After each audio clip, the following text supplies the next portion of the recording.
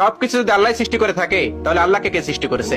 এই প্রশ্নটির সম্মুখীন আমরা প্রায়ই হই, যেটা অমুসলিমদের কাছে হতে পারে, যেটা নাস্তিকদের কাছে হতে পারে, এবং আমাদের মতো মুসলমানদের মাথায়ও এই রকম প্রশ্ন ঘোরে। এই প্রশ্নটির উত্তর আমি আপনাদেরকে দিয়ে দিব ছোট্ট একটা ঘটনার মাধ্যমে। তো চলুন শুরু করা যাক সেই ঘটনাটি। একবার ইরাকে সমস্ত নাস্তিকের একত্রিত হলো এবং সেখানকার সমস্ত আলেমদের ডাকলো এবং বলল, তোমরা যদি আমাদের 4টা প্রশ্নের উত্তর দিতে পারো তাহলে আমরা ইসলাম ধর্ম গ্রহণ করে নেব, আমরা মুসলমান হয়ে যাব, আমরা নাস্তিক থাকবো না। তারপর সকল আলেমরা বলল, ঠিক আছে, তোমাদের প্রশ্ন 4টি করো, আমরা প্রশ্ন উত্তর দেওয়ার চেষ্টা করব। নাস্তিকদের প্রথম প্রশ্ন হলো, আমরা তো এখন সবাই এখানে উপস্থিত আছি, তাহলে আল্লাহ তাআলা কি করছেন?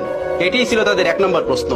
তাদের 2 নম্বর প্রশ্ন, আল্লাহ তাআলা গোটা পৃথিবীকে কিভাবে পরিলক্ষিত করে, কিভাবে তিনি গোটা পৃথিবীকে একা পরিচালনা করেন?